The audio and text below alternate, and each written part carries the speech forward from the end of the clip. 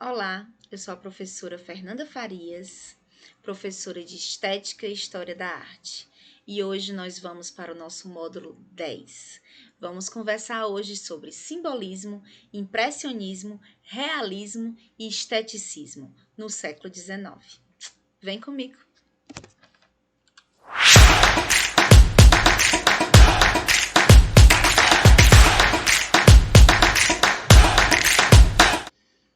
Vamos lá?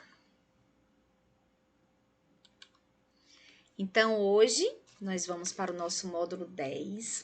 Só que o que acontece? Eu precisei dividir esse módulo em dois. Então, a gente vai ter o módulo 10, parte 1, que é essa que eu tô gravando agora, e daqui a pouco a gente vai ter o módulo 10, parte 2.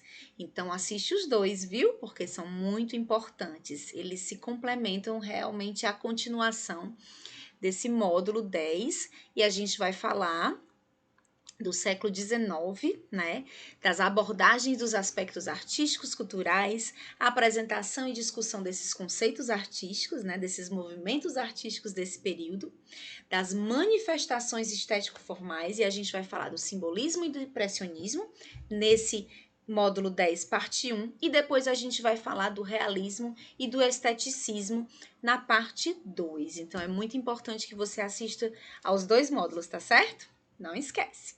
Então, vamos lá. Começando agora, a gente vai começar falando do simbolismo. Esses movimentos que a gente vai falar nesse módulo 10 são movimentos muito importantes, né? Movimentos artísticos muito importantes que aconteceram no século XIX. Como eu sempre digo para vocês, a gente não está parado no tempo, então esse século XIX realmente ele também abrange, né, as influências do que está vindo ali do século XVIII e abrange um pouquinho do que vai acontecer. Então a gente está o tempo todo nessa transição. Né? A gente não, é como eu sempre digo, a gente não acorda, dorme e acorda de outro jeito, a gente simplesmente vai transitando entre esses períodos, né? E vai aprimorando e modificando essa arte, entendendo logicamente que essas artes elas se entrelaçam, né, nessa transição. Então vamos lá. O simbolismo, ele foi uma corrente artística de timbre espiritualista que floresce na França nas décadas de 1880 e 1890. Então todo esse lado realmente do simbolismo, né, esse lado mais espiritualista dentro da arte, tá? O simbolismo encontra expressão nas mais variadas expressões artísticas, né, pensadas em estreita relação umas com as outras. Então, todas as expressões ali, como eu acabei de falar, muito unidinhas, muito juntinhas. O objetivo último das diferentes modalidades artísticas é a expressão da vida interior, né? Então, a alma das coisas. Então, é além do que a gente vê, né? É realmente muito além da simples aparência. É uma coisa mais poética, é uma linguagem mais de poesia mesmo, né? Então, o simbolismo, o movimento de arte simbolista, ele tem todo esse ambiente mais de poesia mesmo, né? Mas realmente com todo esse simbolismo mesmo, como o próprio nome diz, tá? Então, mais do que qualquer outra, ela permite alcançar por trás das aparências, por detrás das aparências, ou seja, muito além do que se vê, né? Então, realmente é além do que é o físico ali, além do que está sendo percebido, tá? A poesia simbolista, né, de Gérard Nerval e Stéphane Mallarmé, né, por exemplo, sonda os mistérios do mundo e o universo inconsciente por meio de sugestões, do ritmo musical e do poder cantatório das palavras. Então, realmente é muita poesia, né, em tudo que a gente está vendo aqui. Muito bacana isso. O simbolismo é um movimento muito importante mesmo, tá? Do mesmo modo, a força da pintura reside no poder evocativo das imagens. Então, eu mostro a minha imagem, mas eu mostro muito mais além da imagem que eu estou mostrando, né? É um pouco complexo, assim, de entender, mas ao mesmo tempo é fácil quando a gente começa a visualizar as imagens, a gente já vai ver isso daqui a pouco. O seu fim é dar expressão visual ao que está oculto por meio da linha e da cor, que, menos do que representar diretamente a realidade, exprimem ideias. Então, não é como mais uma vez dizendo, é além do físico, é além do que se vê, são as ideias, né? É o que está escrito ali, que está pintado nas entrelinhas daquela obra de arte, não é isso? Os princípios orientadores do simbolismo encontram suporte teórico nas formulações do poeta Jean Moreas, né, de 1856 a 1910, tá, que ele viveu, autor do Manifesto do Simbolismo, logicamente, né, e no Tratado do Verbo, escrito no mesmo ano por René Guil. Então, são duas bases teóricas que falam do simbolismo de muita importância e que representam muito bem essa época, falam exatamente do que aconteceu nessa época, feito durante essa época, né? Muito mais importante. Nos termos de Moreas, a arte deve ser pensada como uma fusão de elementos sensoriais e espirituais. Então a gente vem, né, de movimentos um pouco mais realistas e agora a gente chega no movimento mais espiritualista, né? Realmente do símbolo além do físico, né? Por isso o nome simbolismo. Né? Então, realmente, a coisa mais dos elementos sensoriais, do que se sente, do que se percebe, né? Das emoções que tem por trás daquele objeto físico que a gente está percebendo ali. Então, reagindo à sociedade industrial, os simbolistas se refugiam em sua torre de marfim, né? Buscando uma beleza ideal e intocada. Desejando salvar o mundo do seu materialismo extremado, identificam-se com a natureza e com a religião. Então, olha só que bacana, né? Olha como é poético, até a forma da gente falar já vira poesia, né? Na forma de falar desse movimento artístico. Então, realmente, o ocultismo, o espiritismo, Rosa Cruz. Então, a gente vem com a religião de novo entrando na arte, né? De novo influenciando a arte, né? Então, buscando seus temas na Bíblia e na mitologia. Então, o simbolismo é além do que se vê, né? É o espiritual, é o mágico, é o oculto, né? Aproximam-se também dos pré-rafaelistas ingleses, e é conhecida a frase de Maurice Denis, que diz o seguinte: antes de representar um cavalo de batalha, uma mulher nua ou uma anedota qualquer, um quadro é essencialmente uma superfície recoberta de cores dispostas em uma ordem determinada. Ou seja, antes que se veja a imagem que está ali representada, né, a obra de arte não passa de uma tela com muitas cores. Ou seja, e essas cores, né, representadas e organizadas de uma forma determinada, que fazem a gente perceber o objeto, né, a mulher nua, o cavalo, enfim, o objeto que está sendo retratado ali. A pintura não era cópia da realidade, mas sim a sua transposição mágica, imaginativa e alegórica. Então não era apenas transferir, né, para aquela tela o que eu estava vendo na minha vida real, né, na minha realidade. Era realmente além disso. Eu tinha que passar muito mais coisa ali para aquela obra artística do que apenas o que eu estava vendo. Né?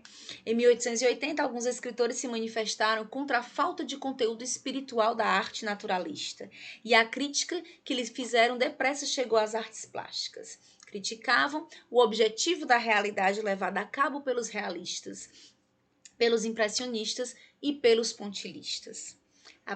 Apontavam a ausência de profundidade espiritual de uma ideia fundamental nas suas obras. Baseavam-se nos estados emocionais e anímicos, angústias, sonhos e fantasias, afastando a arte da representação da natureza. É possível compreender, então, o simbolismo como uma reação a esse cientificismo que acompanha o desenvolvimento da sociedade industrial, segunda metade do século XIX, né, na segunda metade do século XIX, contra as associações frequentes entre arte, objeto e técnica e as inclinações naturalistas da parte da produção artística, os simbolistas sublinham um ideal estético amparado na expressão poética e lírica. Então vocês estão vendo que até a forma da gente falar, a forma que eu fui escrevendo aqui o texto para vocês, tudo tem muito a ver com poesia, né, com realmente essa coisa mais mágica, essa coisa mais espiritual. Então eles não queriam o que era real, né? Eles não queriam o que estava ali simplesmente representado do que existia. Eles queriam algo a mais, eles queriam realmente alguma coisa de diferente, alguma coisa mais profunda ali na arte deles. Não é isso? O simbolismo surge paralelamente ao neoimpressionismo, né? A gente vai ver um pouquinho sobre o impressionismo daqui a pouco. Né? E se apresenta como mais uma tentativa de superação da pura visualidade defendida pelo impressionismo. Né? A gente vai ver que em alguns momentos esses movimentos artísticos eles se contrapõem, né? Eles às vezes se complementam, às vezes eles são opostos, né? Às vezes eles criticam uns aos outros, e isso é normal, isso faz justamente os movimentos acontecerem, né? Porque justamente os movimentos ou eles se inspiram dos que vieram anteriormente, ou eles criticam os que vieram anteriormente e tentam trabalhar de uma forma diferente, né? E aí é que tá a beleza, né, dessas reformulações e dessas transformações dentro da história da arte. E aí, a arte, né, ela não representa a realidade, mas revela, através de símbolos, né, uma realidade que escapa à consciência. Então, é justamente isso, um simbolismo, uma realidade que escapa à consciência, uma realidade que não necessariamente eu estou vendo, né? Ou seja, além do que eu vejo, além do físico, né? Através de símbolos, o simbolismo, né? Não é fácil a gente entender como é que as coisas funcionam quando a gente vê dessa forma, entendendo realmente as palavras. Se o impressionismo, como veremos, fornece a sensações visuais, né? Que o impressionismo justamente ele fala dessas impressões visuais e a gente vai ver daqui a pouco. O simbolismo ele almeja apreender valores transcendentes, o bem, o belo, o verdadeiro, o sagrado, né? Que se encontram situados no polo oposto à razão analítica. Então, nada de razão aqui. A gente quer algo a mais, a gente quer subjetividade, a gente quer o que está nas entrelinhas, né? A gente quer os símbolos. Não é isso? A arte visa a retomar a paixão, o sonho, a fantasia, o mistério, né? Explorando um universo situado além das aparências sensíveis.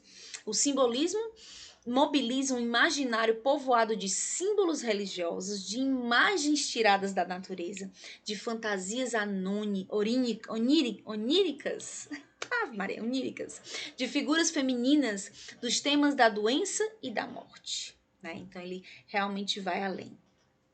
A mulher, tema recorrente das obras simbolistas, ao mesmo tempo musa, deusa, ninfa, adúltera, cortesã, prostituta, ou seja, a mulher está em diversos personagens, né? É cisne e é serpente.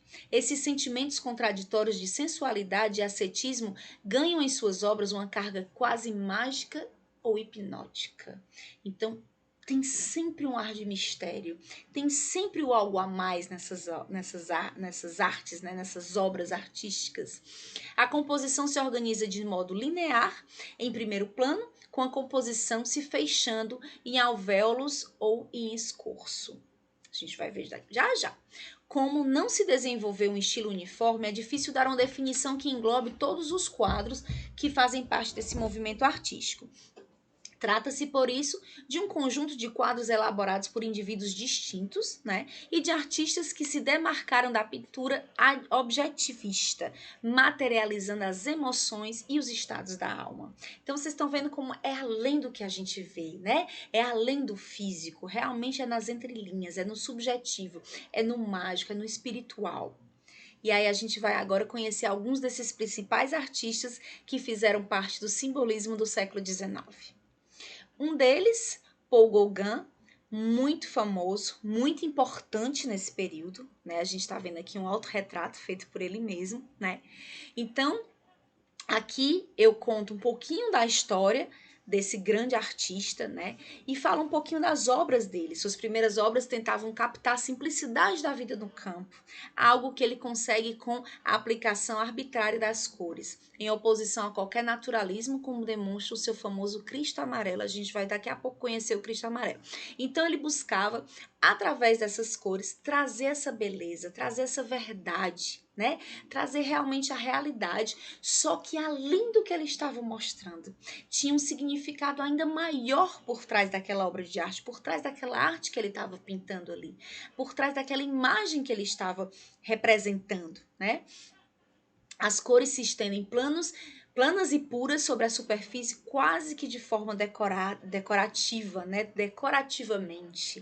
Né? Então, realmente era uma coisa muito, muito, muito além do visual, né? Ainda nas entrelinhas, como a gente já falou. Né? Então, eu vou mostrar aqui um pouquinho para vocês. Então, a gente vê bem essa percepção dessas obras de arte pintada por esse grande artista, né, que foi Paul Gauguin. Então a gente vê que tem essa representatividade, né? Eu consigo enxergar as cores, consigo enxergar as formas, ou seja, eu consigo ver que ali algo está acontecendo, além do que está apenas me mostrando, além do que a imagem está me mostrando, né? Inclusive, ele passou um tempo em Tahiti, né, em busca de novos temas, porque ele gostava muito de trabalhar cores, ele gostava de ter de obter nas obras dele, na arte dele, a magia das cores, essa mistura das cores, né? Então ele gostava muito disso. Ele tinha essa pintura mais singular, realmente, essa pintura mais determinante, mais característica mesmo, com cores, né, com essas formas um pouco elas eram leves, mas ao mesmo tempo elas eram bem definidas, né, que era uma característica muito forte dele, e ele gostava de cores. Então ele viajou para o Tahiti em busca de novos temas, para se libertar de alguns condicionantes, né, que eram trabalhados na Europa na época. E lá no Tahiti, muitas cores, muitas frutas, muita natureza, muita beleza natural, né? Então ele pôde se inspirar nessa beleza natural e ele trouxe muito isso para suas obras. Então, como a gente estava vendo ali, tá? Deixa eu passar um pouquinho aqui para vocês verem. Ah, uma coisa antes da gente passar, a cor, né, era muito importante para ele, como eu já falei, e ele representava muito seus quadros pelos tons de vermelhos intensos, de amarelos, verdes e de violetas. Eram as cores que ele mais trabalhava em suas obras, né? E aí aqui a gente pode ver o Cristo Amarelo, que é uma das obras mais famosas de Paul Gauguin, né? E a gente tem aqui duas tahitianas, né, com flores de manga, também dele, justamente nesse momento dessa viagem que ele fez para o Tahiti, né? E aqui uma curiosidade que eu trouxe para vocês. Em fevereiro de 2015, a pintura Na Fé, Fá e Poipo, né, que pertencia a um colecionador suíço, foi adquirida pela Autoridade de Museus de Catar por 300 milhões de dólares estadunidenses, entendeu? Que seriam mais ou menos 263 milhões de euros na época, né? E converteu-se assim na obra mais cara da história. Então, uma obra que ele pintou lá no Tahiti, justamente por conta dessas belezas naturais. Você vê aí que a gente vê as cores, né? O vermelho, o verde, o amarelo, né? Os tons de lilás, que ele gostava muito de trabalhar, esses tons de azul ligados ao lilás. Então, eram as 4 cores que ele geralmente mais trabalhava nas obras de artes dele, né? E ele fazia essa mistura. Então, é um quadro forte, bonito, muito alegre, muito característico dele, né? Realmente com todas as características dele, que a gente vê que tem um algo a mais, a gente vê que elas estavam ali pensando em alguma coisa, tem alguma coisa nas entrelinhas, né? E foi vendido, né, por 300 milhões de dólares na época, em 2015, e considerado um quadro mais caro, né? A obra de arte mais cara da história, né? Então aqui a venda em leilão superou em 50 milhões de dólares o quadro Os Jogadores de Carta de Cézanne, né, que tinha sido o primeiro, que estava como primeiro lugar na lista das obras mais caras do mundo, né? Então, realmente bem diferente as obras de arte, né? E bem com muito valor. Então, para vocês perceberem, né, que era uma obra realmente muito forte, muito bonita e muito valorizada. E aí a obra justamente é Quando Te Casarás, né? Então era uma brincadeira justamente com adolescentes tahitianas, né? Com essa questão da passagem, né, da adolescência para a vida matrimonial, né? De quando elas iriam se casar. Então, aqui é uma curiosidade que eu trouxe para vocês. E a gente tem o Ferdinand Hodler, né? Que foi um artista simbolista muito forte também na época, tá certo? E aí eu conto um pouquinho também aqui a história dele para vocês, né, falando um pouquinho de como foi a vida dele, das influências, porque a gente sabe que a vida desses artistas tem grande influência no resultado das obras de artes deles, né? Então aqui ele foi consagrado como um dos autores simbolistas através da sua obra A Noite, que a gente vai conhecer já já, que foi uma obra escandalosa para a sociedade da época, né? Representava o sono com com prefiguração da morte, né? Ao seu redor, homens e mulheres dormindo abraçados. Nos rostos estão representados autorretratos e retratos das mulheres que Hodler teve durante a vida. Augustine Dupin, companheira sentimental, a mãe de seu filho, e Berta Such, esposa de um curto e cansativo casamento. Ele teve alguns problemas de relacionamento na vida dele, né? Que influenciaram as obras de arte também dele, tá? Mas aí o que aconteceu? O presidente da Câmara de Genebra não conseguiu ver além de corpos nus, né? E excluiu da exposição essa grande obra de arte dele, tá? Mas ele acabou chamando a atenção, né, do grande público, na verdade, de grandes artistas como o Fils de Chavannes e do próprio Rodin, que a gente vai conhecer um pouquinho daqui a pouco mais sobre ele também. Né? Os seus primeiros trabalhos foram retratos, paisagens e pinturas do gênero no estilo mais realista, né? Mas na última década do século XIX, seu estilo evoluiu para combinar novas influências, aproximando dos simbolistas e do Art Nouveau, que a gente vai ver nos próximos módulos também. Né? Adotando, porém, uma forma pessoal que enfatizava a simetria e o ritmo, a qual denominou de paralelismo. Então, ele mesmo criou um movimento artístico diferente que ele chamou de paralelismo, né? Justamente por conta dessa forma mais da simetria, das paralelas, né? Na obra de arte dele. E aí a gente vai ver que realmente são figuras bem coloridas. Esse é o quadro, né, da noite, que foi o primeiro quadro a marcar a carreira dele. E aqui é ele mesmo que está sendo representado, né? Ele se autorrepresentou aqui nesse local e aqui nesse local. E aqui é como se fosse a morte que está vindo ao seu encontro, né? Então, aqui a gente vê, né, o homem nu, que são esse homem e esse são ele mesmo, como eu coloquei, a mulher vista de costas embaixo é a Berta Stuck, que é a sua mulher na época, né? É a única vez que ela aparece nos quadros, foi um relacionamento muito turbulento, enfim. E aí, enfim, ele tá aqui apavorado, né, ao ver a morte ali se instalando entre as pernas dele. Então, a gente vê esse desespero no rosto dele, né? E aí, ele tinha um pavor muito grande de morrer, né?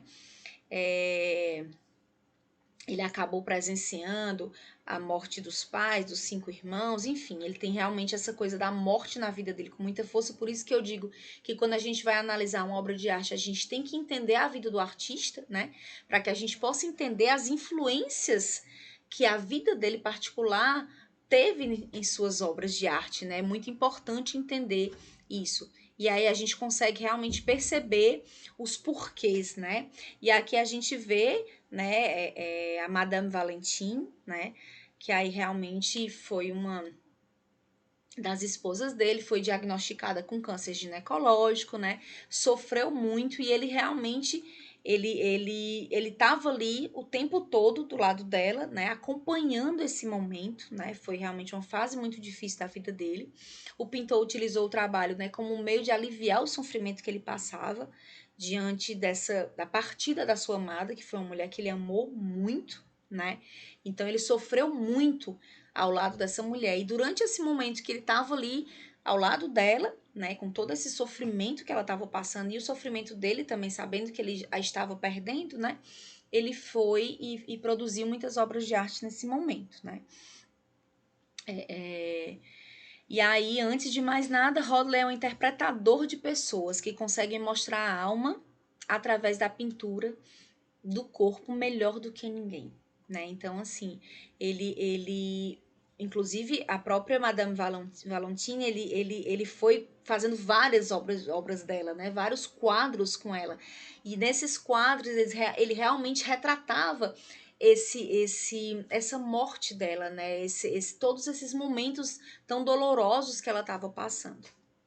Então a morte para ele era uma coisa muito forte, né? Muito presente. E a gente tem também o Émile Bernard, né? Que também foi um pintor importante na época, né? Ele manteve amizades com com Van Gogh, né? Vincent Van Gogh, com Paul Gauguin, com Eugène Bock, com Paul Cézanne. Então ele realmente era daquele meio ali, ele estava ali no meio dos grandes artistas. O trabalho mais notável dele foi realizado em uma idade jovem, né? Ele começou a pintar muito jovem, inclusive, né? E suas obras literárias, como poesia e críticas de arte, são menos conhecidas, porque ele também fazia essa parte, né, da poesia, como a gente já falou no começo, a poesia era muito importante nesse momento.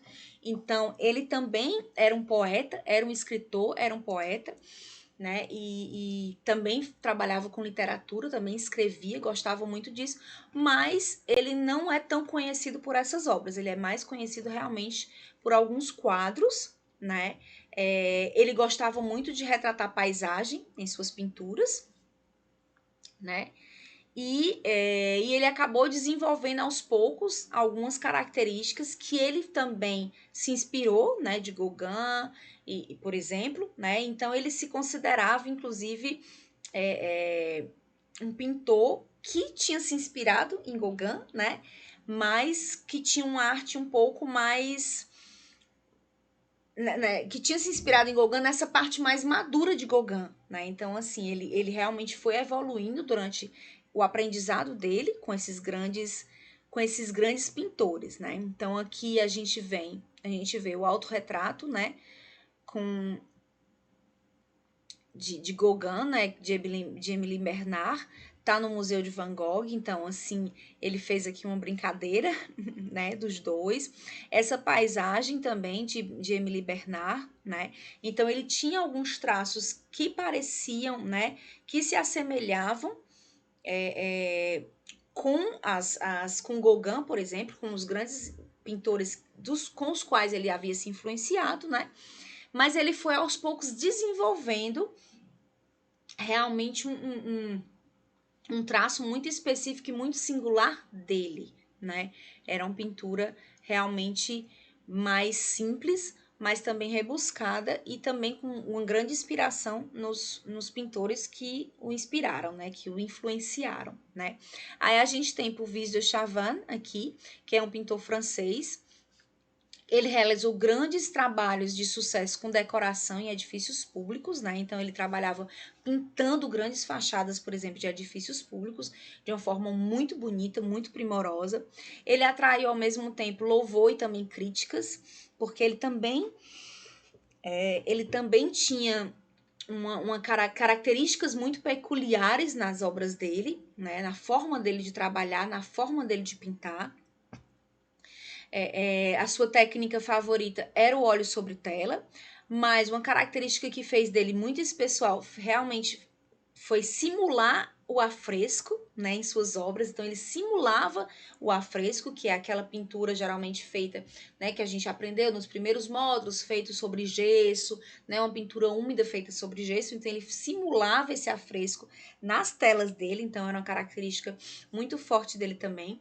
Ele organizava as obras sobre tela de grande formato que logo encobria as paredes, né? Seus temas eram inspirados na mitologia, na história e na literatura. As referências clássicas na sua forma de trabalhar foram inspiradas nos artistas que conheceu durante suas viagens para a Itália. Então, ele também se inspirou em alguns artistas, né? Se dedicou a simplificar o desenho e a aplicação das cores, trabalhava em grandes superfícies em um mesmo tom. Alguns consideram que ele estava antecipando Paul Gauguin nesse quesito, né? Então você vê que eles têm muitas características que se assemelham também. E, logicamente que um foi inspirando o outro, né? Isso é normal. Suas obras apresentam uma atmosfera de quietude, né? Parecem visões que vão além do tempo, né, e do espaço. O que incentivou consideravelmente no desenvolvimento do estilo maduro de Gauguin. Então você está vendo que ele se inspirou, Gauguin se inspirou nele, ele incentivou Gauguin, ou seja, eles vão se misturando. Ele também foi influenciado por grandes murais de Théodore Chassériau, né?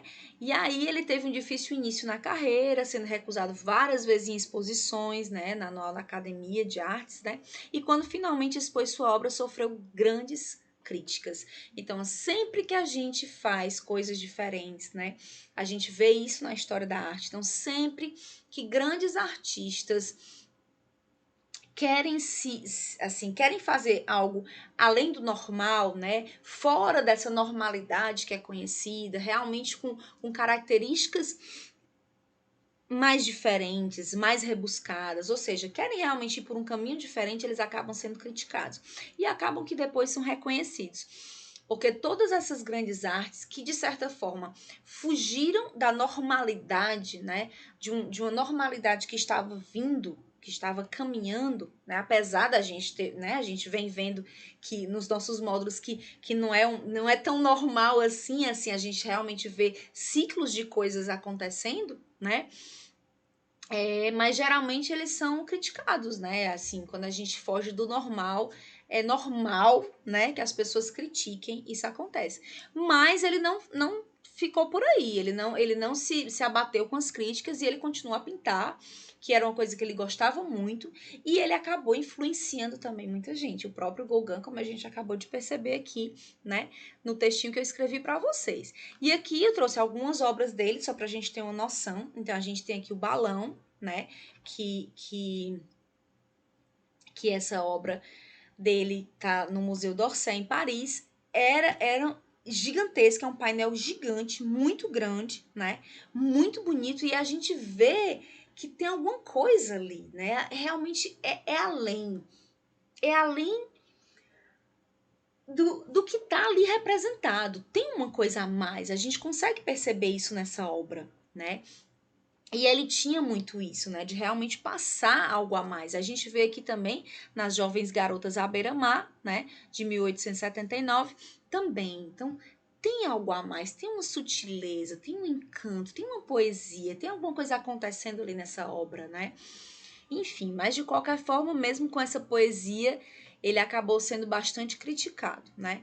Essas duas obras aqui, A Guerra e A Paz, são duas obras muito importantes dele, que foram muito elogiadas e foram muito criticadas, né? Tiveram os dois lados da moeda, mas são duas obras muito importantes, né? E são inclusive uma das mais conhecidas dele, tá? Onde ele representa realmente aqui, né, a guerra acontecendo, né? Tem toda uma poesia por trás desse, né, intrínseca aqui nesse quadro, nos pequenos detalhes, mas ao mesmo tempo é um quadro forte, né? E aí embaixo a gente tem a paz, né? Um momento de paz. Então a gente já vê a natureza de uma forma diferente, as representações de formas diferentes. Mas se você perceber, tem mais ou menos o mesmo enquadramento. Então tem as pessoas aqui no meio, né? Tem as pessoas lá atrás. Então ele segue mais ou menos alguns princípios realmente para mostrar os dois, é como se ele quisesse mostrar os dois lados da moeda, né? A guerra e a paz, sobre mais ou menos a mesma estrutura, mas com significados diferentes, com acontecimentos diferentes sendo representados nessa obra, né? E aí a gente finaliza aqui o simbolismo, né? Só para que vocês entendam um pouquinho como foi realmente esse movimento artístico, né? De poesia e realmente vendo na subjetividade, vendo além da obra, vendo além do que se apresenta no físico, né? E agora a gente vai entrar no impressionismo, tá certo? Ainda no século XIX, né? Como a gente está aqui no nosso módulo. O impressionismo ele foi um movimento de artes plásticas desenvolvido na pintura, né? No final do século XIX, como a gente está vendo, que influenciou muito a música. Então, ele influenciou demais a música. A gente não vai falar especificamente da música aqui no nosso módulo, tá? Porque não faz parte exatamente do nosso roteiro, mas eu achei importante trazer isso para vocês, que ele realmente influenciou bastante a música nesse momento. Constitui-se no marco de arte moderna, né? Então, aí eu começo já a vir para minha arte moderna, né? Por ser o início do caminho rumo ao abstracionismo, que a gente vai ver depois, não é agora ainda, tá certo? Mas só para que vocês possam também se situar mais ou menos ali dentro da história da arte, desses movimentos artísticos, né? Embora mantenha temas do realismo, não se propõe a fazer denúncia social. Ele não estava ali, o impressionismo não veio como um movimento de crítica ou de denúncia social, tá? Apesar dele tratar, né, de alguns temas mais realistas também. A gente vai ver um pouquinho como é que isso vai caminhando aqui.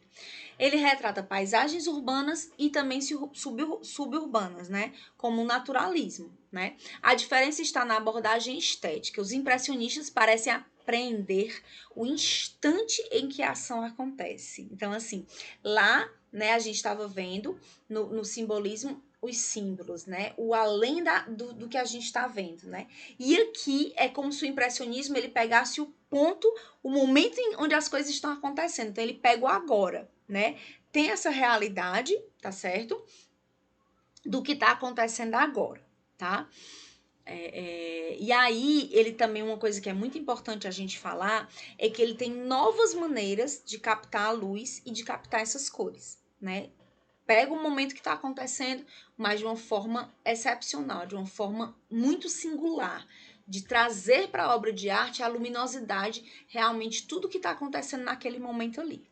Nessa tendência em mostrar situações naturais, extrai conceitos da fotografia, que nasceu, né, em 1827, certo?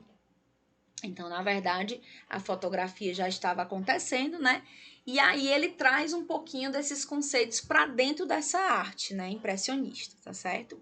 Marcou a primeira revolução artística total desde a Renascença, né?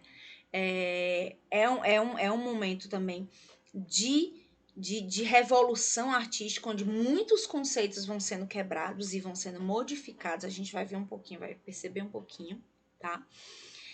E aí, né, por volta de 1870, alguns artistas franceses começaram a pensar a produção artística, originando um movimento impressionista, o qual buscava imprimir nas telas as cores e a iluminação natural da forma como enxergávamos. Então, quando a gente fala impressionismo, é fácil a gente lembrar de imprimir, da palavra, né? Imprimir. Então, basicamente, é como eu coloquei aqui para vocês, era uma forma de imprimir nas telas, né? As cores, a iluminação, as formas de como a gente estava enxergando. Então, o artista, ele imprimia na tela, né, através da pintura dele, ele imprimia as cores, ele imprimia todas essas impressões, toda essa luminosidade, todos esses aspectos físicos que ele estava vendo, né? Ele imprimia nas telas. Então, é fácil a gente lembrar. Simbolismo são os símbolos, né? É o além do que a gente vê, tá certo? Os símbolos que estão sendo retratados ali, as entrelinhas, né? O impressionismo já são as impressões de como eu percebo aquilo ali que eu trago para dentro da minha tela. Então, só para a gente ir recapitulando um pouquinho para vocês realmente aprenderem o significado de cada palavra, tá certo? Essas experimentações artísticas tiveram como consequência a arte pós-impressionista, né?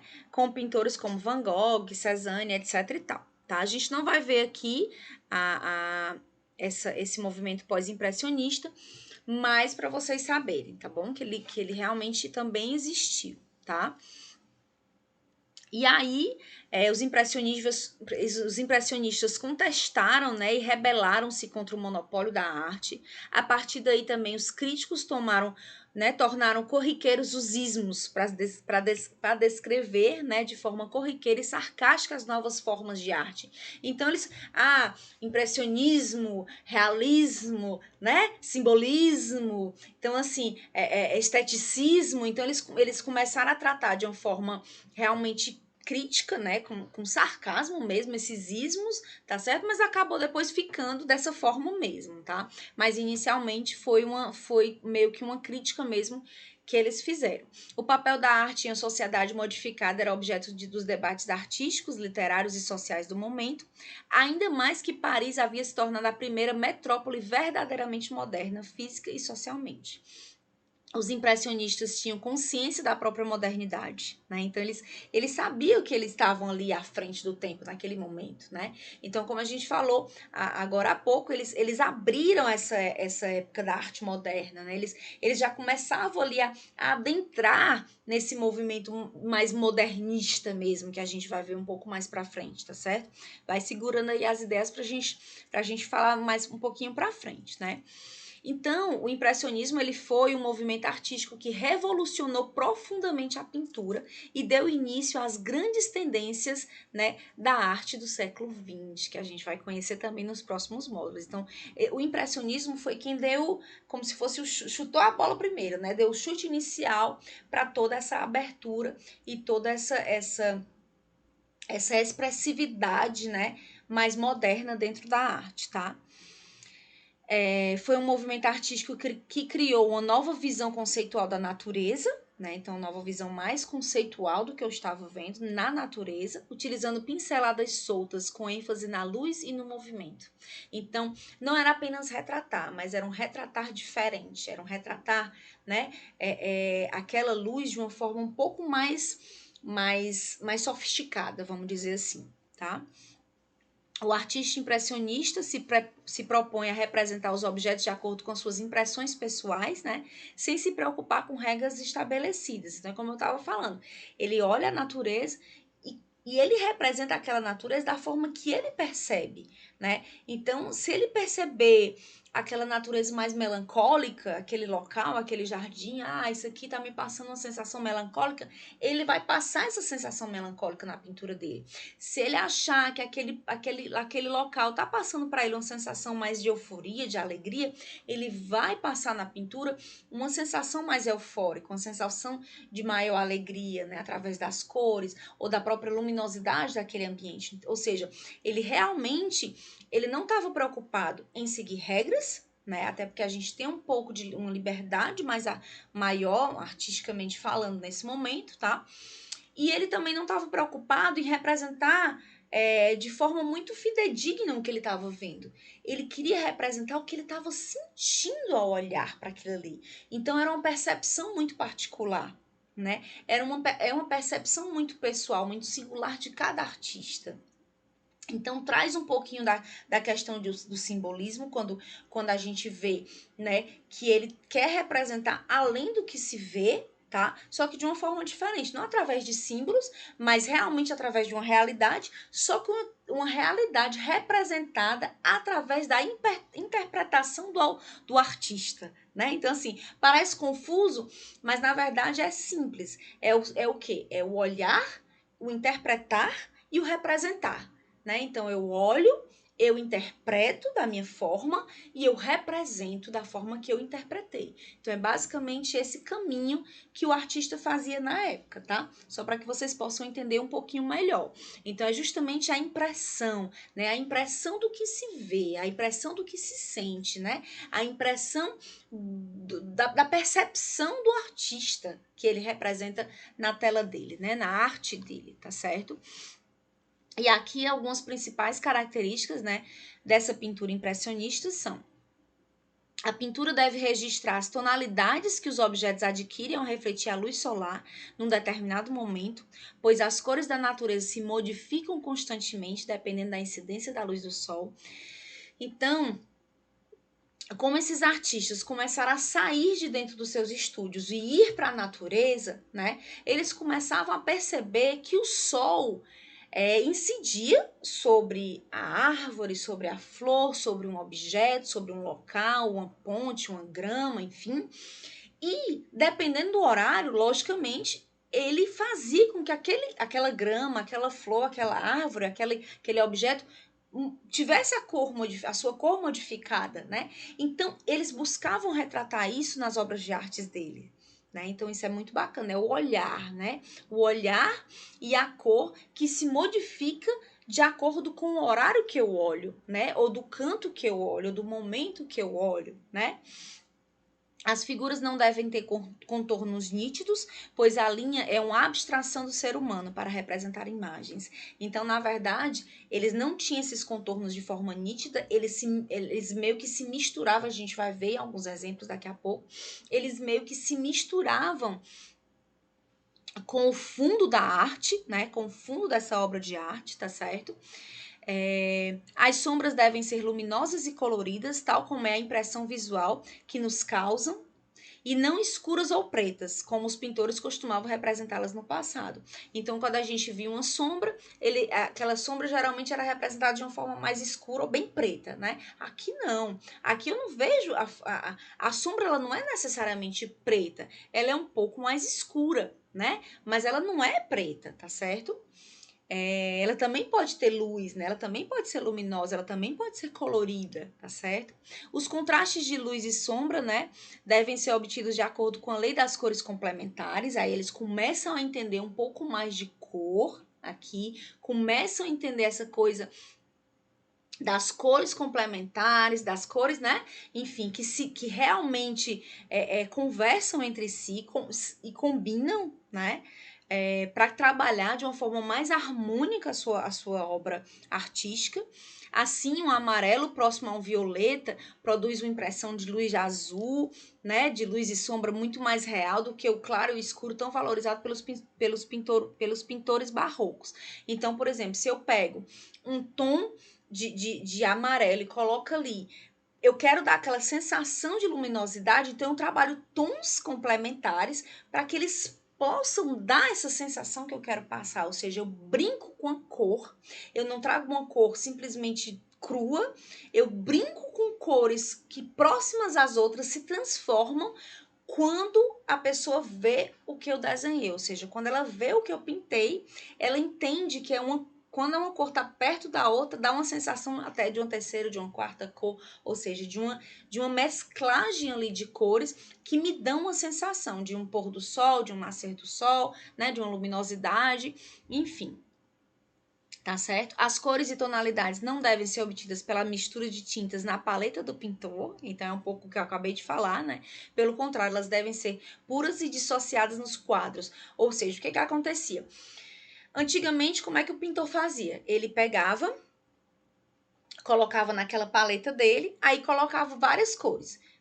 Sei lá, azul, verde, amarelo, não, botava tudinho. E aí, o que acontecia? Ele pegava, tinha aquele cantinho que ele misturava. Ah, eu quero misturar azul com amarelo, eu quero misturar esse com esse. Ele ia misturando na paleta. Depois que ele misturava na paleta, aí ele vinha com aquela cor que ele tinha misturado na paleta e ia lá para o quadro dele, para a tela. Ele levava a cor até a tela. Aqui, o pintor impressionista, ele não fazia isso. O que ele fazia? Ele levava para a tela a cor pura, né? E lá na tela, ele, através de pinceladas, ele ia transformando essa cor, essas cores que ele levou de forma pura para a tela, ele ia transformando essas cores em outras novas cores, tá certo? Para que ele pudesse ter ali justamente essa sensação de transformação mágica através das cores complementares, enfim, das cores que iam ali se unindo, né, na própria tela. Então é uma nova forma de se pintar, é uma nova forma de se fazer arte, né? E são novos resultados, logicamente, em termos de visualização artística.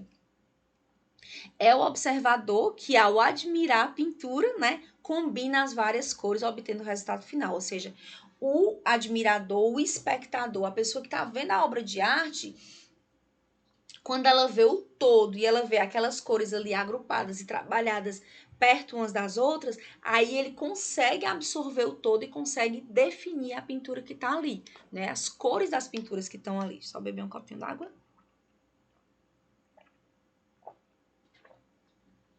E aí,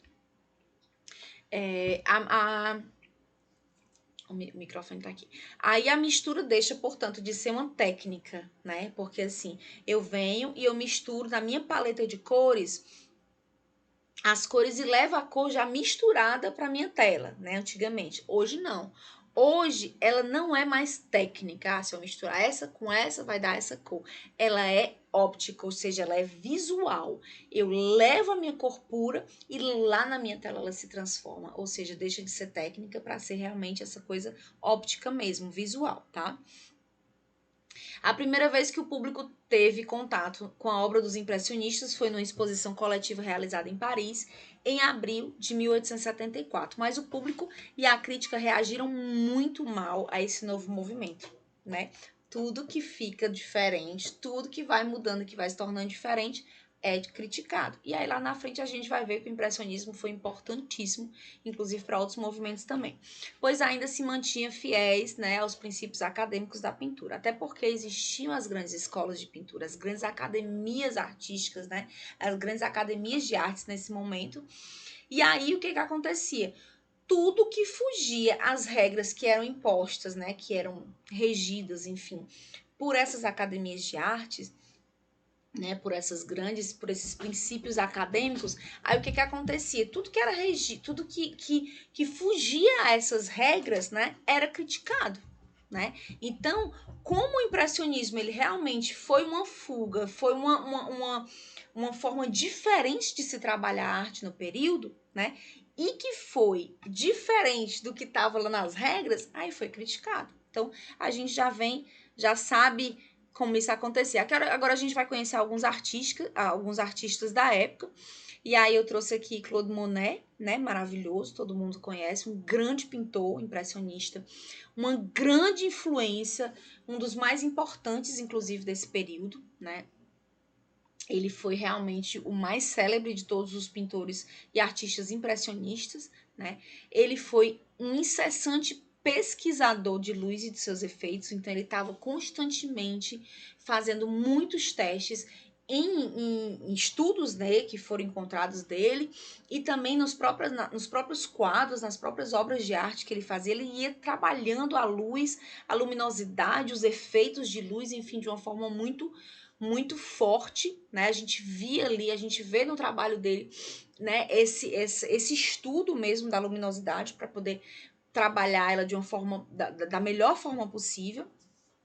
Ele pintou vários motivos em diversas horas do dia e em várias épocas do ano, né? Então ele não tinha, eu só pinto durante o dia ou durante a noite, eu só pinto no meu estúdio, ou então eu só pinto externo. Não, ele realmente era muito eclético, ele pintava em qualquer lugar, ele pintava em qualquer época do ano, ele pintava em qualquer hora, né? Enfim, ele não tinha muitas limitações em relação a isso, porque ele queria justamente estudar esses efeitos. Ele entendia que o sol de manhã, ao bater na folha, ele tinha um tipo de luminosidade, né, diferente de quando era no final do dia, em pleno meio-dia, ou seja, ele tinha essa busca por entender, né, como é que essa iluminação ocorria e como é que ele iria conseguir traduzir isso para as obras de arte dele, né?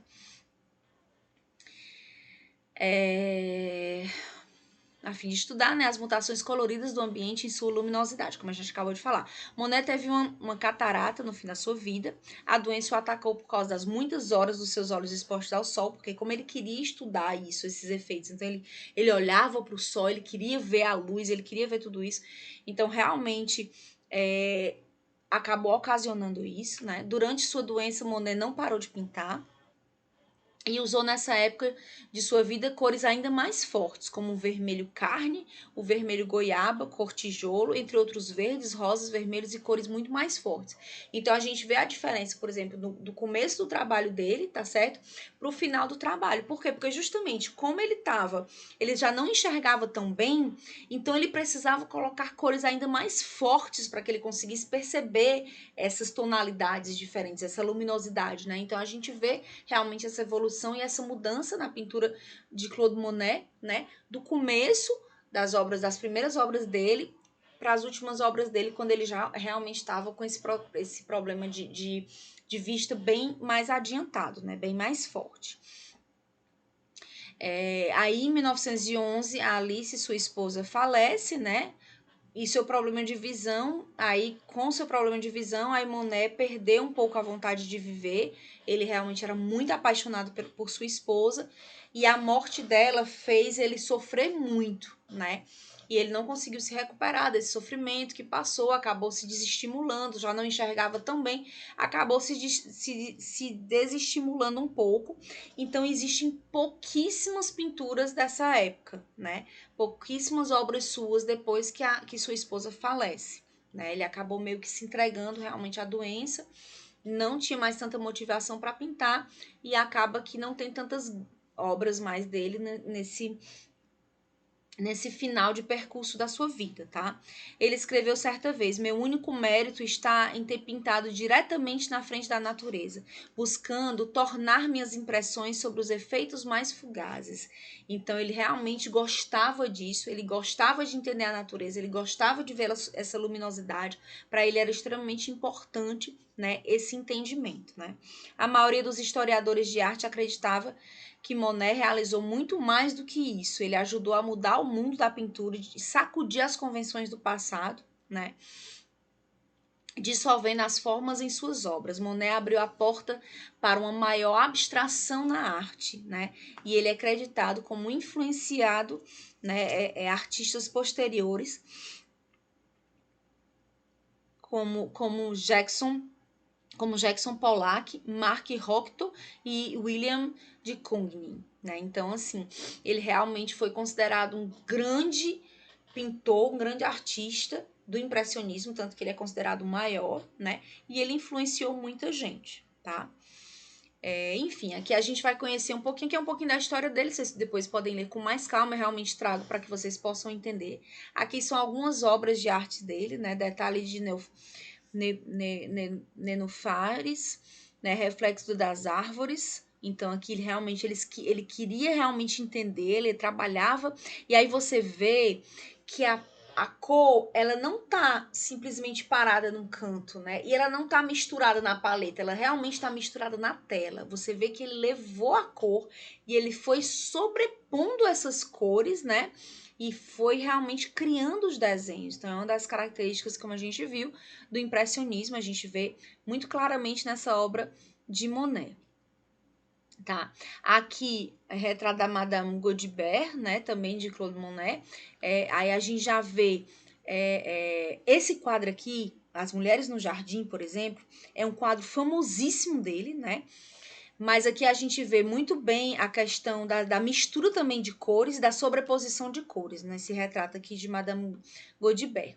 E aqui, né, como eu estava falando, As Mulheres no Jardim é uma obra famosíssima dele, muito, muito famosa, e a gente vê claramente a brincadeira da sombra e da luz do sol passando sobre as árvores, inclusive até do reflexo nos vestidos, né? Então a gente vê aqui que o vestido tem uma parte que está coberto pela sombra, aqui atrás também, o sol refletindo aqui na sombrinha. Então era isso que ele adorava.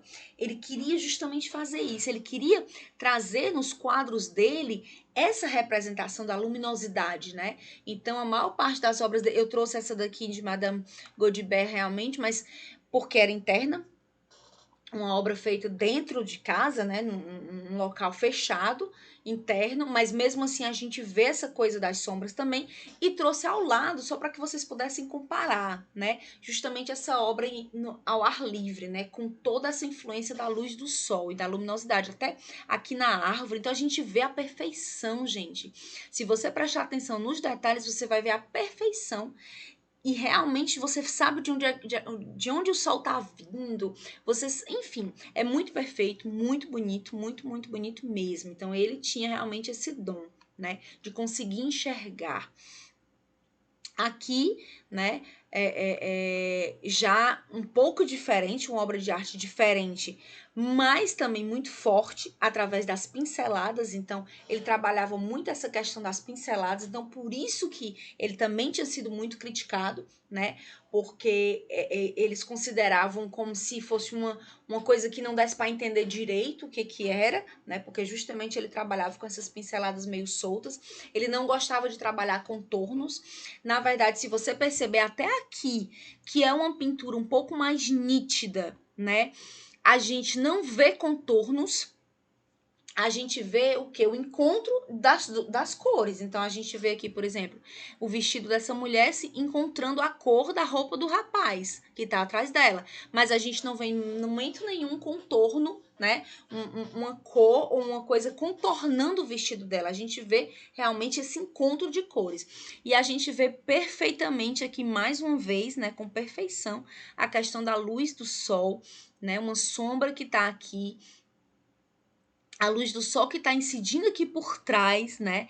E aí, logicamente, essa parte aqui também tá na sombra, porque ele tá na frente do sol, e aí o sol só vai se revelar mais um pouco lá na frente. Ou seja, a gente vê realmente esse primor do olhar do artista, né? Ou seja, é como a gente falou no começo, o impressionismo é justamente isso. É passar a impressão do artista, é passar o que o artista estava vendo, né, no momento de fazer aquela obra de arte, mas também é muito realista, né? Também tem essa coisa do realismo que também está presente, tá? Aqui também 2 outras obras de arte, e aí por isso que fala que ele deu essa entrada nessa coisa mais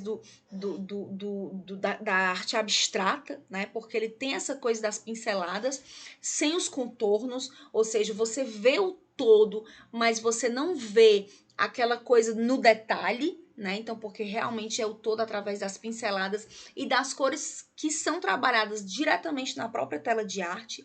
Então, é uma coisa muito, muito bonita, também muito rica, né? Que lhe trouxe muitas críticas na época, mas também que lhe trouxe muito reconhecimento posterior, né? Justamente por essa abertura, né? Esse abrir para uma nova forma de fazer arte. Aqui a gente tem também um outro quadro, né, das regatas. Da mesma forma, a gente pode perceber o reflexo dela na água, e aí a gente vê através dessas pinceladas, né, que a água meio que tá se mexendo, então a gente sente inclusive o movimento da água, justamente porque ele fez essa coisa meio do não tão perfeitinho, com contorno, etc e tal. Então a gente vê um movimento nessa obra de arte acontecendo. É aquela história que a gente falou no começo, né, do captar o momento que está acontecendo agora, captar o momento, né, através das obras de arte. Isso é uma característica muito forte do impressionismo, né? Esse captar o momento. A gente não vê os contornos, mais uma vez, a gente vê que as cores se misturam dentro da própria tela, né? Então, trazendo essa magia também para dentro da própria tela. Ou seja, mais uma obra belíssima, né? De Claude Monet aqui, para que vocês possam conhecer. Aqui mais uma, trouxe algumas para que vocês pudessem ver.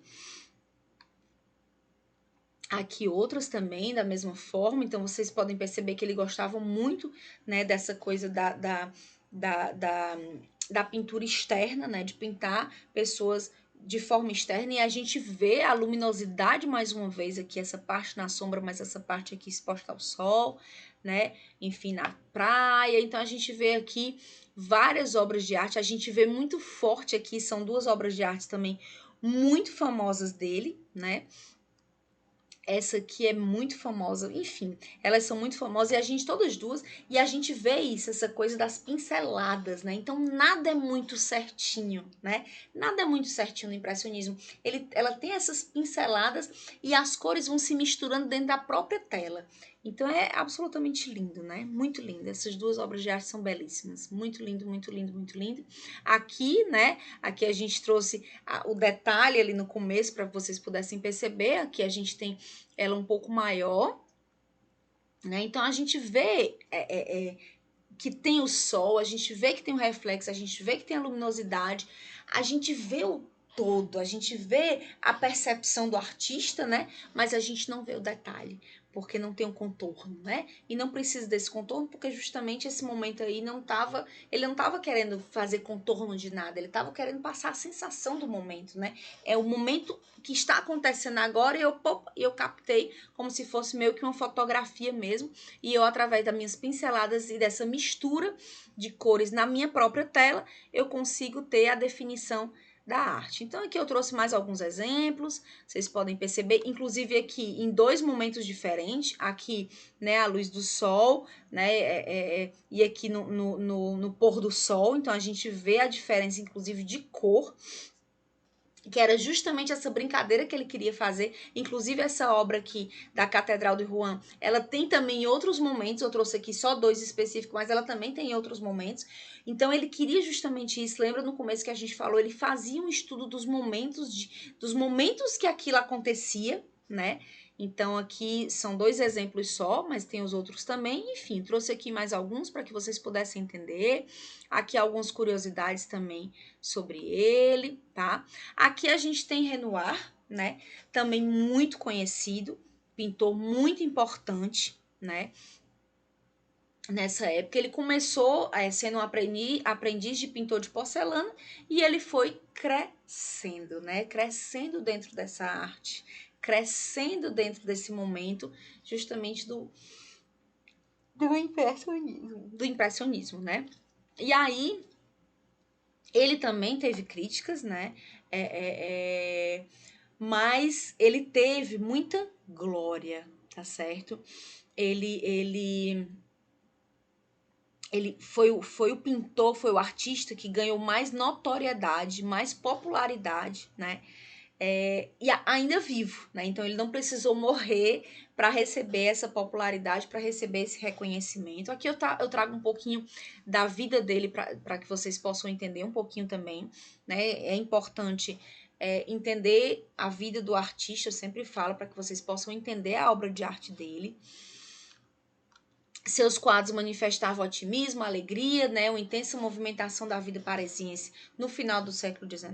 Pintou o corpo feminino com formas puras e isentos de erotismo e de sensualidade. Então, ele representava a mulher não como um ser sensual, mas como mulher com a beleza, né? Ele preferia os nus ao ar livre, as composições com personagens do cotidiano, os retratos e as naturezas mortas. Então, ele preferia pintar pessoas, né? Do que simplesmente a natureza, né? E a gente vai conhecer um pouquinho aqui das obras de arte dele. Aqui tem algumas obras de arte, tá certo? Para que vocês possam perceber. Casal, uma menina, né? A gente vê um pouco também dessa pincelada, desse contorno inexistente, né? Essa coisa da mistura, né? Da mistura, não na paleta, mas a mistura das cores na própria tela. Então, a gente tem aqui algumas obras de Renoir. Aqui um videozinho sobre os impressionistas que vai estar lá no material extra de vocês para que vocês possam assistir, tá certo? Mais algumas aqui. Então, você vê que ele representa a mulher, né? Nua muitas vezes, mas como mulher, né? E não necessariamente trazendo essa coisa da sensualidade, né? Mesmo aqui no harém, ela não tá tratada de uma forma vulgar, né? Ela tá tratada de uma forma um pouco mais, realmente mais respeitosa, mais pura, vamos dizer assim, né? Ele tinha esse olhar. Aqui a Aline, que foi a Madame Renoir, né? Retratada aqui nas obras dele, uma criança com uma corda, brincando. Então, ele gostava de retratar pessoas. Ele preferia retratar pessoas, né? Enfim, do que retratar necessariamente só a natureza apenas, tá? Também gostava de natureza morta, né? Aqui também, né? Mais alguns exemplos, né? Aqui foi a Lise, né? Que foi sua amante durante um tempo, representada aqui, né? Aqui as banhistas, mais uma vez as mulheres sendo representadas, embora estivessem nuas, você vê que elas estão em situações de cotidiano, né? Então, assim, elas não estão numa posição necessariamente sensual ou sexy, então realmente a mulher como mulher, né? Ali, normal, como uma mulher normal do dia a dia.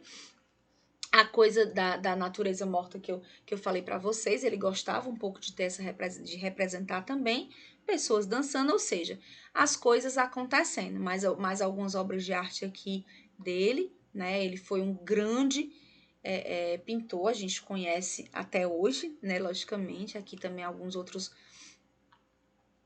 momentos do dia a dia das pessoas, ou seja, ele gostava muito de representar, né? O dia a dia dessas pessoas, né? Esse é um quadro famosíssimo dele, muito famoso, muito famoso, né? Que vocês já devem conhecer, já devem ter visto, né? O baile do Moulin de la Galette, né? Então, é muito conhecido. E a gente vê um pouco também a questão do sol aqui, das sombras acontecendo, né? Aí aqui, esse quadro, ele foi um quadro que eu trouxe aqui, o antes e o depois, para que vocês pudessem entender. Ele foi um quadro que teve algumas críticas, o almoço, né, dos barqueiros de Renoir.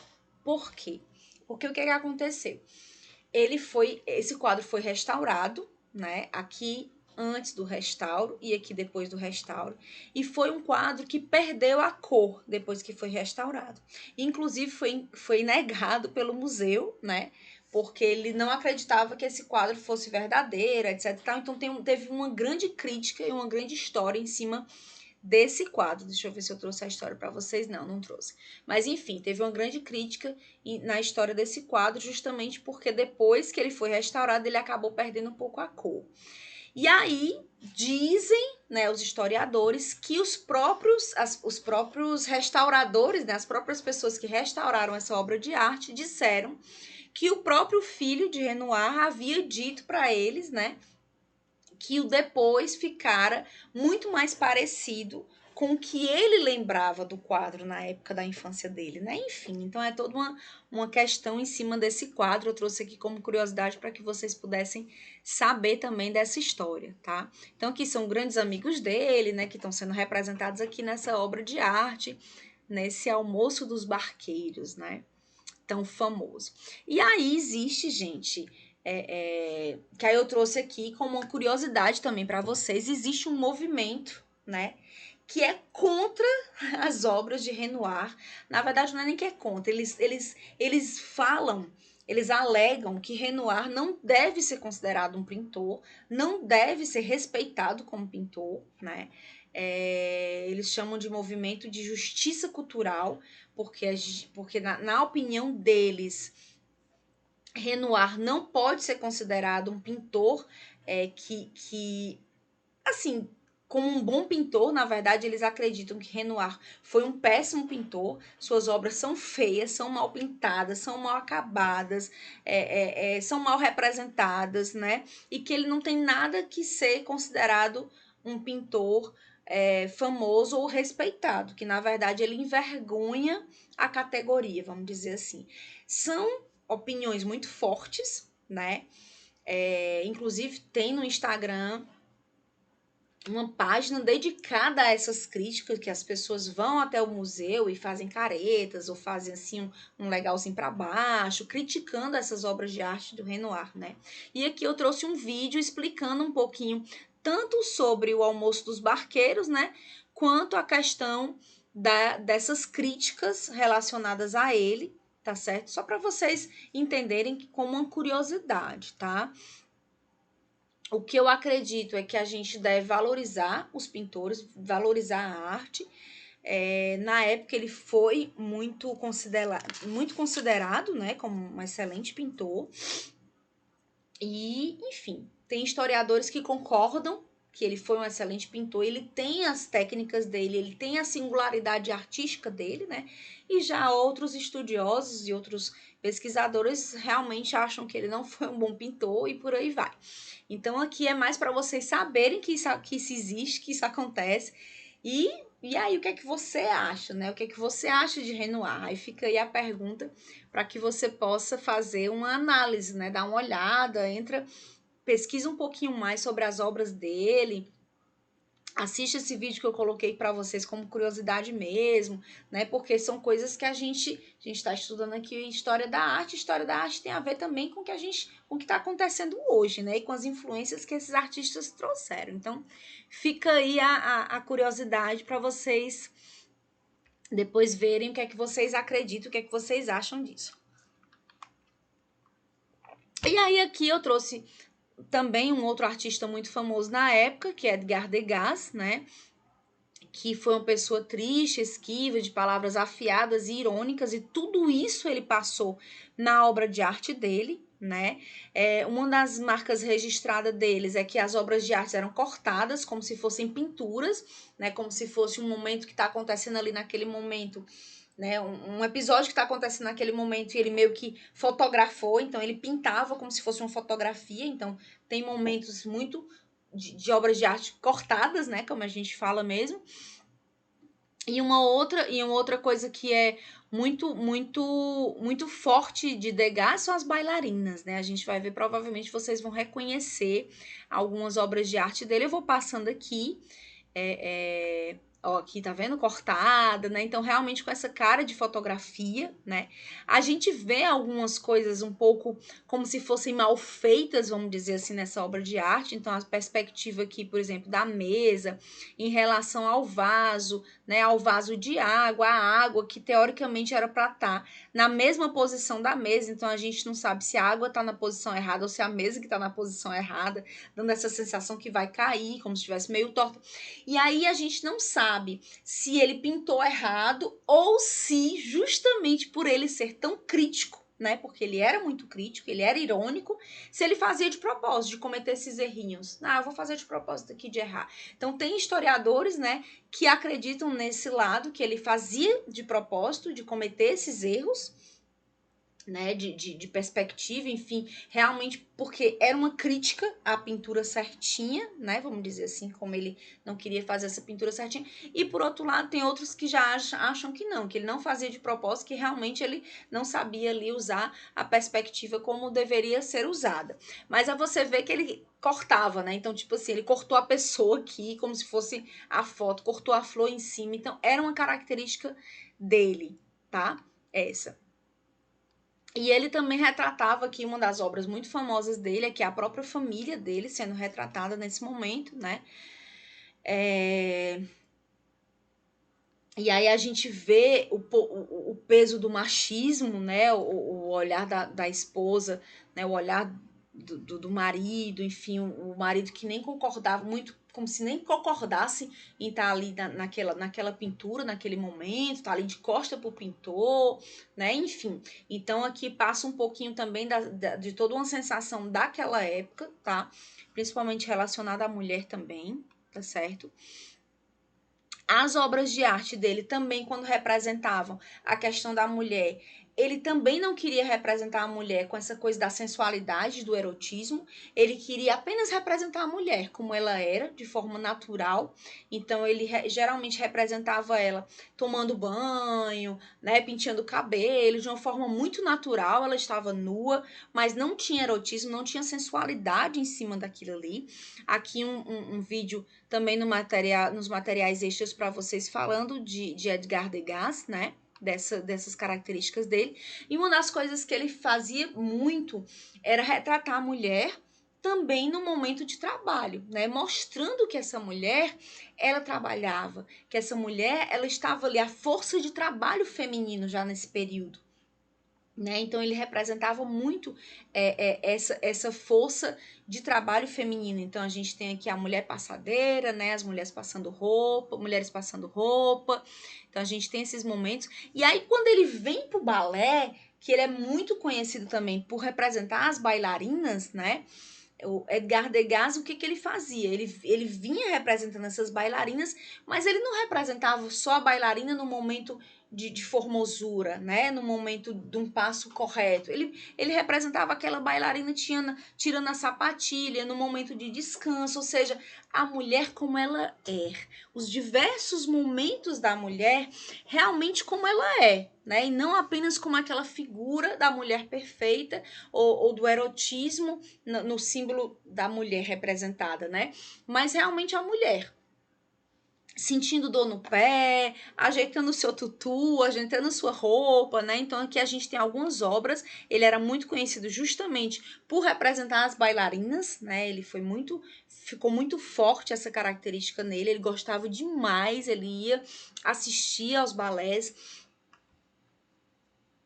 assistia às aulas de balé, né, aos espetáculos nos teatros e tudo mais, e ele ficava ali, ele representava muito. Então, aqui, durante uma aula de balé, né, a aula de dança, aqui a mesma coisa. Então, a gente via que alguns estavam treinando, algumas estavam ali, né, se apresentando para o professor, outras estavam ali, enfim, algum acompanhante apenas ali lendo o livro, né. Então, a gente vê, ou seja, a mulher em muitos momentos, essa bailarina em muitos momentos acontecendo ali nessas pinturas, né? Então aqui mais uma vez as outras descendo a escada, a outra aqui conversando, né? Enquanto as outras estão treinando, ou seja, as coisas acontecendo, realmente as coisas acontecendo, como se ele tivesse ali flagrado, tirou uma foto, foi ali para aquele momento, né? Daquela aula de balé, tirou a foto, tá? E ele ficou marcado. Enfim. E aqui, mais uma vez representando a mulher, aqui no caso um casal, né? Com o chamado absinto, e aqui representando o absinto, que era justamente uma bebida que depois ficou proibida, etc e tal, mas que era justamente a questão da fuga, né? E aí fala um pouquinho dos relacionamentos entre homem e mulher, dessa tristeza, desses casamentos forçados, enfim, fala um pouco desse momento, né, naquele momento ali, um momento vivido por esse casal, que provavelmente era um casal infeliz, né? Principalmente a mulher, a gente vê no semblante dela, essa infelicidade, e buscando no absinto, né, uma saída para toda essa infelicidade. Enfim, realmente demonstrando momentos, né? E aí aqui a gente tem alguns outros, Jacob Abraham Camille Pissarro, né, com algumas também características muito singulares de cada um. Eu trouxe aqui alguns outros, tá certo? Para que vocês pudessem conhecer, tá? E aí a gente tem o Manet, né? A gente tem o Monet e a gente tem o Manet, tá certo? Tá certo que também foi um pintor e artista gráfico francês, tá certo? Ele tem uma forma diferente é como se fosse uma nova estética impressionista, tá certo? Ele prefere os jogos de luz e de sombra, restituindo o nu, a sua crueza e a sua verdade, muito diferente dos nus adicionados à época. O trabalho das texturas é apenas sugerido, as formas são mais simples, os temas deixaram de ser impessoais ou alegóricos, né, passando a traduzir realmente a vida da época, né? Manet era muito criticado, não apenas pelos temas, mas também por sua técnica, que escapava a essas convenções acadêmicas, como a gente viu, né, as escolas de arte daquele momento, né? Frequentemente inspirado pelos mestres clássicos e, em particular, pelos espanhóis do século de ouro, Manet influenciou, entretanto, certos precursores do impressionismo em virtude da pureza da sua abordagem. Então, a gente vai conhecer aqui algumas obras dele. Então, realmente, era um pouco mais simples a obra, também representava as pessoas daquele momento, né? De uma forma também muito real, tá? Então, a gente tem aqui, né, as coisas da mesma forma acontecendo naquele momento, tá? Né? Então, aqui alguns exemplos de obra dele. E aí a gente tem a Berthe Morisot, né? Que aí o que acontecia, né? O impressionismo, como a gente viu, foi um dos movimentos artísticos mais radicais por quebrar totalmente os padrões da época, dando uma nova noção do belo e do certo, né? Então, esquece o que estava acontecendo, esquece todas as regras impostas pelas academias de arte, né? E vamos criar nossas próprias regras, né? Através das impressões que a gente vê, ou seja, como a gente falou, o pintor impressionista, ele retratava o que ele via através das impressões, as suas próprias impressões, né? Então, não foi apenas nas pinceladas que ele inovou, né, já que as mulheres também fizeram parte dele, do impressionismo, algo que jamais tinha acontecido nas escolas artísticas, ou seja, as mulheres não tinham esse acesso à arte, né, às escolas de arte. Então, o impressionismo também ajudou a quebrar esses padrões e a inserir dentro dessa arte impressionista as mulheres, não apenas como objetos retratados nas obras de arte, mas como as próprias artistas, ou seja, as próprias pintoras, as pintoras mulheres, né? Então, se todas as artistas impressionistas merecem nossa admiração, e com certeza merecem, né? Berthe Morisot chama a atenção por ter sido a primeira mulher a ter entrado nesse universo. Então, aqui eu trouxe um pouquinho da história dela. Eu acho que é importante a gente entender essa questão da arte, entender a influência e a presença da mulher nesse meio artístico, né?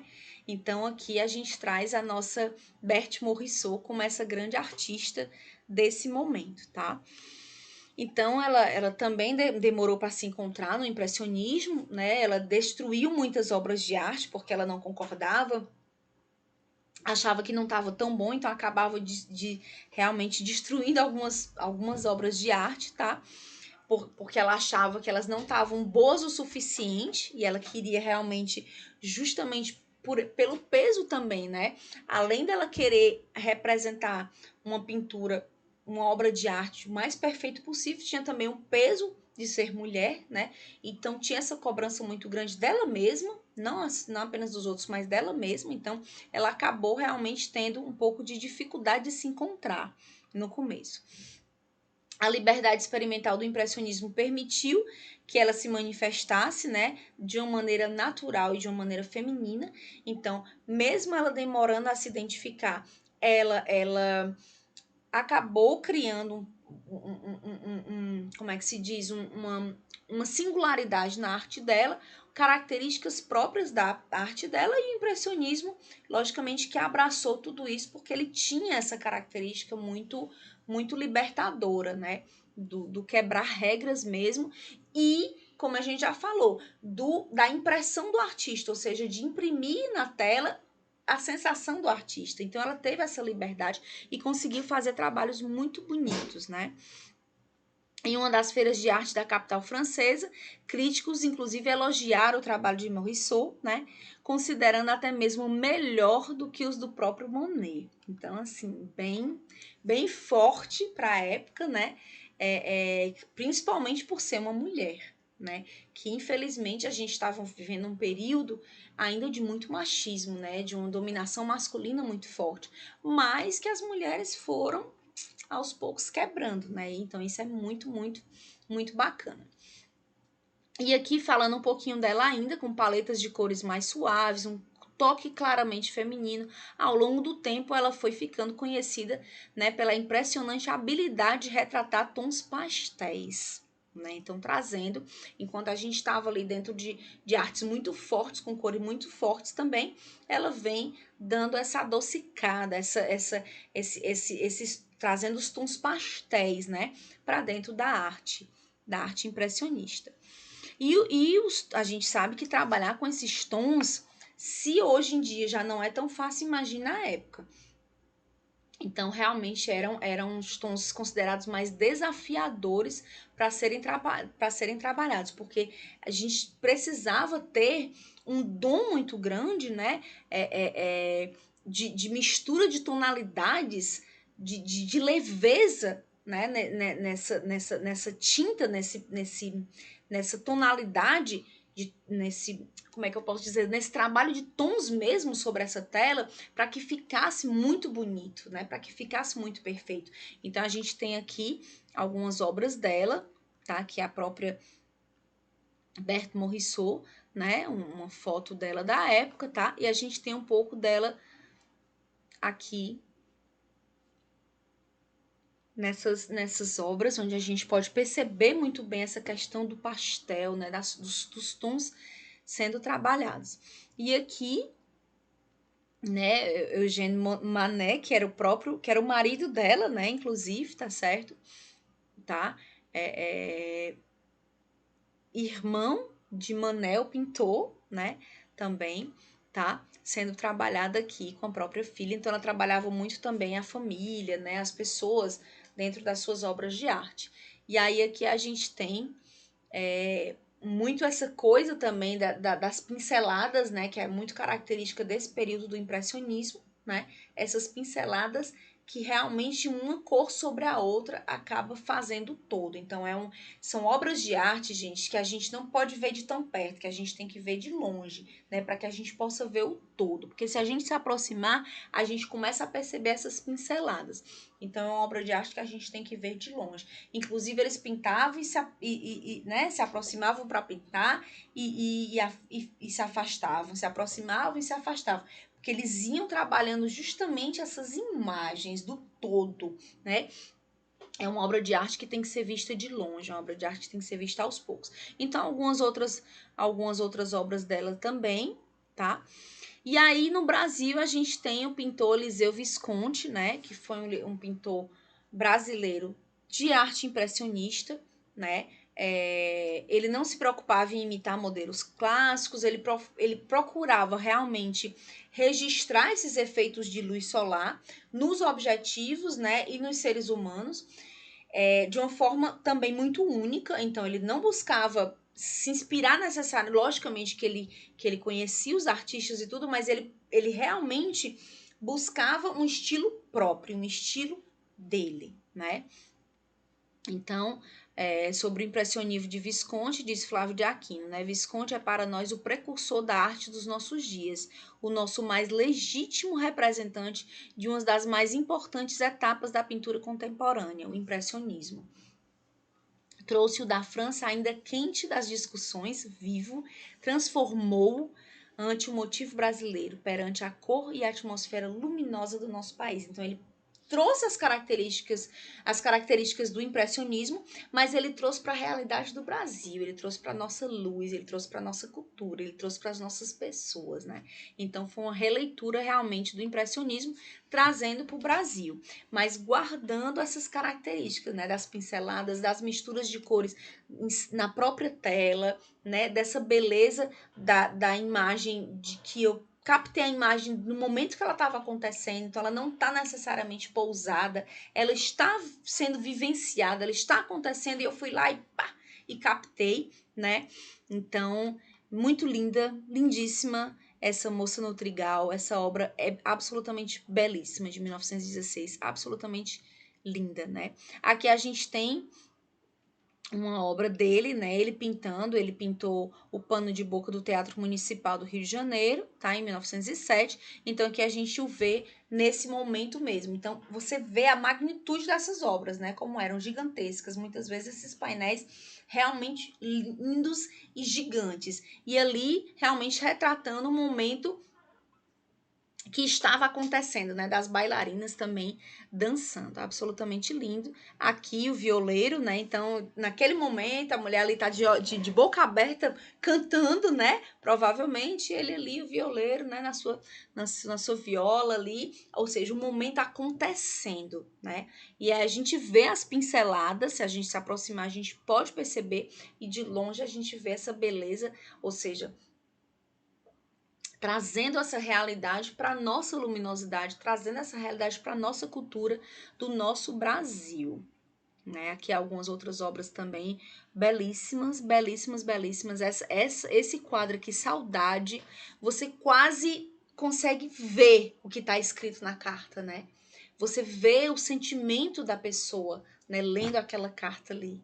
Então, realmente é absolutamente belíssimo. Que a gente tem o batismo de Jesus, né? Também belíssimo. A gente vê as cores, a gente vê os reflexos na água, né? E aí a gente tem a Georgiana Moura de Andrade Albuquerque, né? Que foi uma pintora, desenhista e professora brasileira. Também a presença das mulheres na arte aqui através de uma brasileira. Então, Lucílio também, que foi seu marido, que também era pintor. Então, a gente vê aqui a família, né, dela, considerada uma das primeiras mulheres brasileiras a conseguir firmar-se internacionalmente como artista. Georgiana foi também pioneira na pintura histórica nacional. Então, ela pintou os acontecimentos da história, né, do que estava acontecendo no Brasil naquele momento. Então, isso foi muito importante, inclusive, em termos de história mesmo, de conhecimento histórico, que, né, para que pudesse ser trazido para os livros, né. Então, ela inclusive ajudou bastante nesse contar, nessa história mesmo, né? Tal gênero artístico permaneceu restrito ao universo masculino, né, até 1922, quando a artista expôs a obra Sessão do Conselho de Estado. A composição estética da pintura rompeu com os paradigmas academicistas vigentes ao colocar uma mulher como protagonista de um momento histórico brasileiro. Então a gente tem aqui, né, um momento com uma mulher protagonista, né, pintado por uma mulher. Então, assim, realmente aí a presença da mulher cada vez de forma mais forte, entrando nesses movimentos de arte. Né? Além da pintura histórica, a obra de Georgiana também apresenta telas de natureza mortas, nos artísticos, retratos e cenas do cotidiano, bem como paisagens urbanas, provincianas e marinhas, né? Georgiana foi ainda a primeira mulher a ocupar a diretoria da Escola Nacional de Belas Artes, olha só. Então, assim, enquanto que antes a gente não podia jamais ter uma mulher, né? Nem como pintora, nem nessas grandes escolas de arte. Então, ela foi a primeira mulher a ocupar a diretoria da Escola Nacional de Artes, de Belas Artes, né, do Rio de Janeiro, onde ela estudou, onde ela lecionou, né, e depois ocupou a cadeira, né, de diretora. Então, assim, muito importante aqui algumas obras dela, muito lindas. Então a gente começa a ver que tem esse quê do impressionismo, né? Logicamente influenciado por esse movimento da época, mas a gente tem também características muito singulares a ela, que fogem um pouco de algumas das características retratadas, mas também é um momento que está acontecendo. Então, a gente vê aqui, né, que retrata a própria Georgiana pintando, tá certo? Mas aqui não é uma obra dela, né, é uma obra de Lucílio, que era seu esposo, né, e aqui ela também do lado, também retratada por Lucílio, que também que é seu esposo, logicamente, né, também retratada ali o momento que está acontecendo, ou seja, é a cena, é como a fotografia, é o momento que está acontecendo, tá? Então, eles trabalhavam de uma forma muito junta, os dois, né? E ele dava total liberdade e total apoio à sua esposa, para que ela se desenvolvesse como artista, né? Inclusive, ele era um grande admirador dela e ele pintou vários quadros, muito apaixonado, muito admirador, né? Muito orgulhoso dela enquanto pintora. Então, ele sempre retratando a esposa, né, em momentos importantes da vida dela. Né, as filhas, enfim, aquele momento acontecendo mesmo, tá? Né? Aí já na escultura, da mesma forma que a pintura, a escultura também trouxe uma grande inovação na sua linguagem. Os 3 conceitos básicos dessa inovação foram a fusão da luz e das sombras, a ambição de obter estátuas visíveis a partir do maior número possível de ângulos, né?